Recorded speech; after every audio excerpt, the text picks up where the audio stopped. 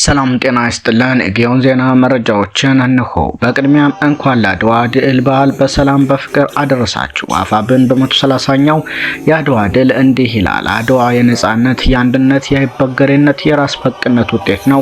አድዋ ከጊዜያዊ ትርፍ ይልቅ የሀገር ክብርና ነጻነትን፣ ከፍርፋሪ ይልቅ ኩራትን፣ ከአጎብዳጅነት ይልቅ የሞራል ልዕልናን ያስቀደሙ አባቶቻችን የፈጸሙት ድንቅ የታሪክ ክስተት ነው። አድዋ ኢትዮጵያ በዓለም መድረክ ከተከሰቱ የዓለም ስልጣኖች መካከል አንዷ መሆኗን ያስመሰከረ፣ በደረጃ የአመራር ጥበብ የጋራ በሆነ ብሔራዊ አጀንዳ ኢትዮጵያውያን በአንድነት የተሰለፉበት መድረክ ነው። ሀገርና ሕዝብን መውደድን አውርተው ሳይሆን ሰርተው፣ ተነግሮላቸው ሳይሆን ተግብረውት ያሳዩት አጼ ምኒልክ፣ እቴጌ ጣይቱና ሌሎች የዘመኑ ክስተቶች በጽናታቸው፣ በአመራር ጥበባቸው፣ በአስተዋይነታቸውና በቆራጥነታቸው እብሪተኛ ወራሪዎችን በማሸነፍ ለአፍሪካ ኩራት የሆነ ድል፣ የቀይ ገዢዎችን የኃይል ሚዛን ያዛቡበት ታሪካዊ ክስተትም ነው። አድዋ የኢትዮጵያን ብዝሃነት ከጭፍለቃ ያዳነው የአድዋ ድል ኢትዮጵያ በዓለም አቀፍ የፖለቲካ መድረክ ተሰሚነት ያላት ሀገር እንድትሆን ከማስቻሉም በላይ ለዓለም የዲፕሎማሲ ሕግ የጋራ ደህንነትና በሉዓላዊነት ጣልቃ ለመግባትን መርሆች እንድታበረክትም አድርጓል።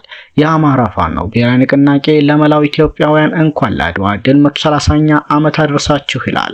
130ኛውን የአድዋ ድል ስናከብር ኢትዮጵያን ከነታሪኳ የሚጠላውን የብልጽግና አገዛዝ በአማራ ሕዝብ ላይ የከፈተውን ዘር ማጥፋት በመመከትና ሌሎች ኢትዮጵያውያን ላይ የደቀነውን አደጋም ለመከላከል የሚያበቃ ተጋድሎ በማድረግ ነውም ይላል።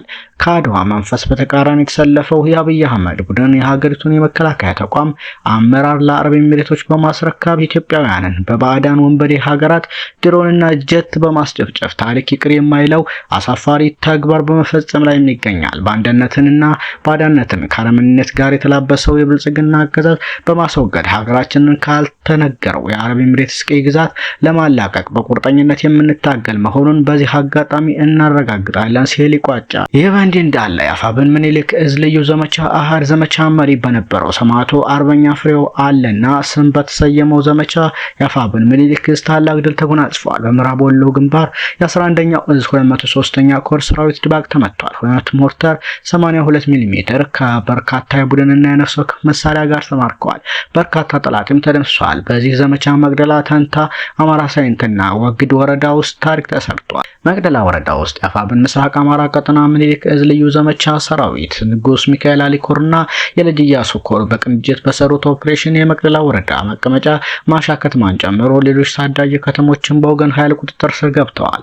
የጠላት ኃይል የካቲት 22 2018 ዓ.ም ማለዳ ጀምሮ መቅደላ ወረዳ ማሻ ከተማና ተንታን ጨምሮ በርካታ አካባቢዎችን ኔትወርክ በማጥፋት 83ኛ ክፍለ ጦርን ጨምሮ በርካታ እግረኛ ሰራዊትና መካናይዝድ እንዲሁም በሁለቱ ድሮን ታግዞ ማጥቃት ያደረገ ሲሆን ንስሮቹ በመከላከልና መልሶ ማጥቃት በማድረግ ይዞታዎቹ የነበሩትን መቅደላ ወረዳና ማሻን አካባቢውን አስለቅቀው በመቆጣጠር ወደ ጅምባና ደሴ እግሬ አውጭኝ ብሎ እንዲሸሽ በማድረግና 2 ሞርተር ጨምሮ የቡድንና የነፍስ ወከፍ መሳሪያ ብሎም በርካታ ሰራዊት በመማረክ ታላቅ ድል አስመዝግበዋል። የምኒልክ እዝ ልዩ ዘመቻ በላጎት ወርዋር ሻለቃም በተሳተፈችበት ውጊያ 2 ሞርተር 82 ሚሜ፣ 1 ብሬን፣ 1 ስናይፐር ከ40 በላይ ክላሽ፣ ከ3500 በላይ ተተኳሽ፣ 9 የመገናኛ ባትሪ እንዲሁም 30 ጠላት ሰራዊት ተማርከዋል።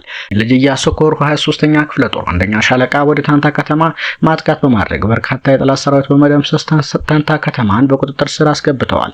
በተመሳሳይ 23ኛ ክፍለ ጦር 2ኛ ሻለቃ ከሌሎች የምኒልክ እዝ ልዩ ዘመቻ ሀዶች ጋር በመጣመር ማሻ ከተማን ተቆጣጥራለች። ልጅ ኢያሱ ኮር 23ኛ ክፍለ ጦር በአምባሰል፣ ተንታ፣ ማሻ፣ መቅደላና ደሴ ዙሪያ ቀጠናዎች ላይ የተዘዋወረች ማርሽ ቀያሪ ድሎችን እያስመዘገበችም ትገኛለች።